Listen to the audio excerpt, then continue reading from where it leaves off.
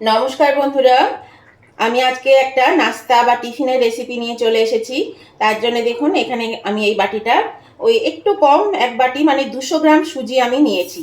এই সুজিটা আমি একটা মিক্সিং জারের মধ্যে ঢেলে দিলাম। এটা আপনারা সরু বা মোটা সুজিও নিতে পারেন, যার কাছে যেটা থাকবে কোনো অসুবিধা নেই। তো আমি এটা একটু পেস্ট করে নেব। পেস্ট মানে কি, গুঁড়িয়ে নিয়ে আসি। প্রথমে শুকনো অবস্থায় আমি এটা গুঁড়িয়ে নিয়ে আসি। আমি দেখুন সুজিটা কিন্তু বেশ গুঁড়ো করে নিয়ে এসেছি। এই দেখুন, এটা মোটা কিংবা সরু সুজি যেটা খুশি নিতে পারেন। আমার এখানে সরুটাই ছিল। এখানে দুটো মিডিয়াম সাইজের আলুকে আমি এরকম ডুমো ডুমো করে কেটে নিয়েছি। এই আলুগুলো আমি এর মধ্যে দিয়ে দিলাম। আর দিয়ে দিচ্ছি এখানে 3 টেবিল চামচ দই নিয়েছি, টক দই। এই দইটাকেও আমি দিয়ে দিলাম। দইয়ের বাটিটা ধুয়ে একটু জলও আমি এর মধ্যে দিয়ে দিচ্ছি। এটাকে আমি আবার একটু পেস্ট করে নিয়ে আসছি, বেশ একটা স্মুথ পেস্ট করে নিয়ে আসবো। সুজি আলুর ব্যাটারটা আমি পেস্ট করে নিয়ে চলে এসেছি বন্ধুরা। এর মধ্যে আমি ঢেলে দিলাম একটা বোলের মধ্যে। আর দু একটা আলু তো একটু বড় থাকবে, মিক্সিতে একদম পেস্ট হয় না ভালো।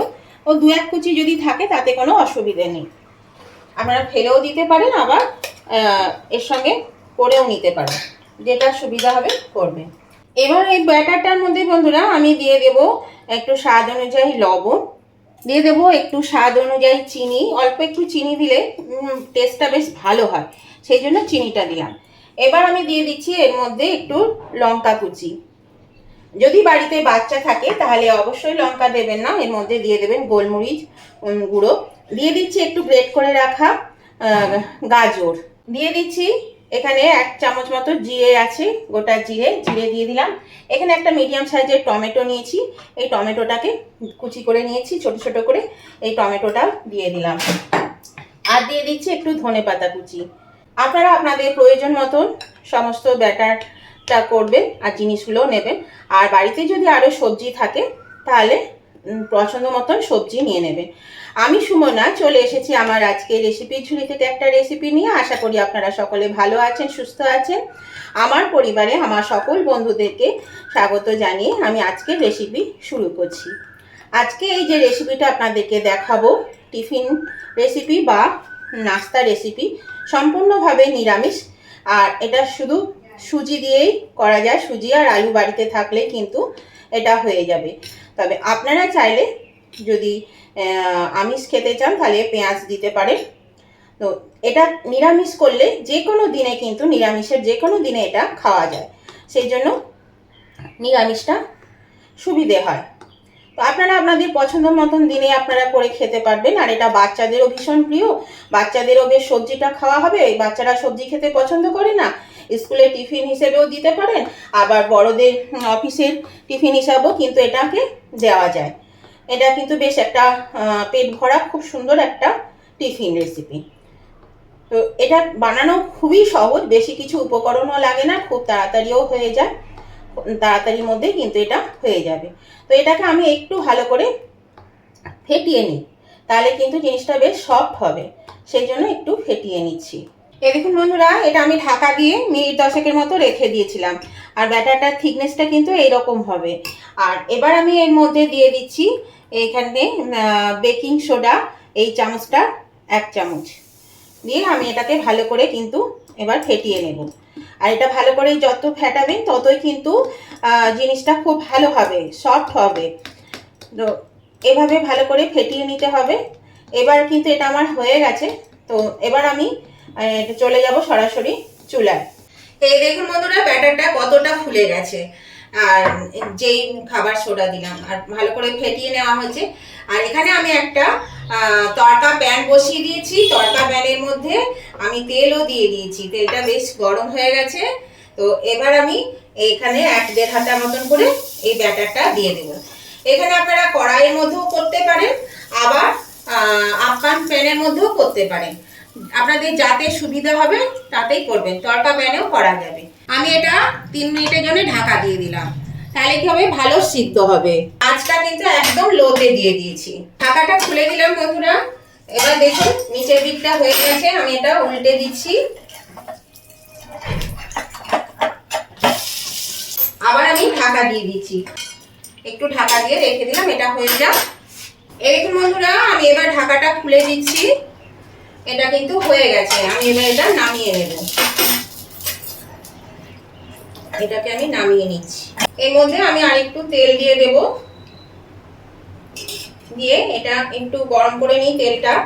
আর প্রতিবার ব্যাটারটা দেওয়ার সময় কিন্তু একটু নেড়ে নিতে হবে, তাহলে পরে ব্যাটারটা ঠিক থাকবে।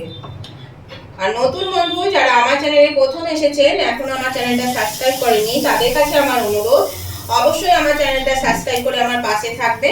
আর পাশে থাকা বেলটা অবশ্যই ক্লিক করে দেবেন, তাহলে আমি যখনই আমার নতুন নতুন ভিডিও আপলোড করব সাথে সাথে নোটিফিকেশন আপনাদের মোবাইলে পৌঁছে যাবে, আর সবার আগে আপনারা আমার ভিডিও দেখতে পাবেন। আর আমার উভয় বন্ধুদেরকেই বলছি, আজকের রেসিপিটা আপনাদের দেখতে দেখতে যদি ভালো লেগে থাকে তাহলে অবশ্যই কিন্তু বন্ধুরা লাইক দিতে ভুলে গিয়ে থাকলে একটু লাইক বাটনটা প্রেস করে দেবেন। আপনাদের একটা লাইক আমাকে এগিয়ে নিয়ে যেতে অনেকটা সাহায্য করে।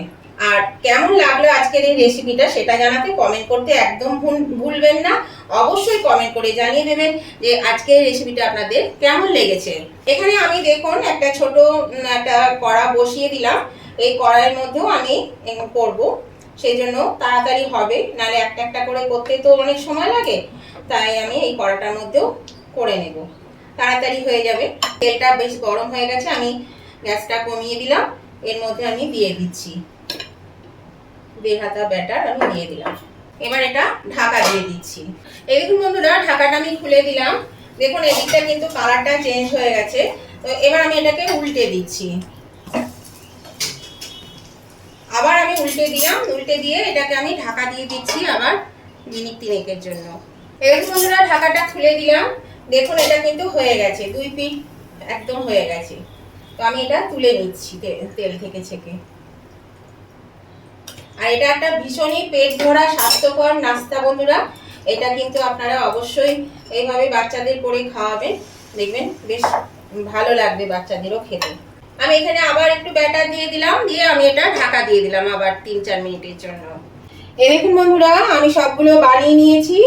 আর দেখেছেন কি সুন্দর হয়েছে, আর খেতেও কিন্তু এরকম জালি জালি হয়েছে, দারুণ কিন্তু হয়েছে। আরও দুটো হয়েছিল, ছেলেকে দিয়ে দিয়েছি খেতে, ও খেয়ে নিয়েছে। তো এইরকমভাবে আপনারাও কিন্তু বানাবেন। আর এটা সব শেষে যেটুকু পড়েছিল নিচে সেটা দিয়ে দিয়েছি।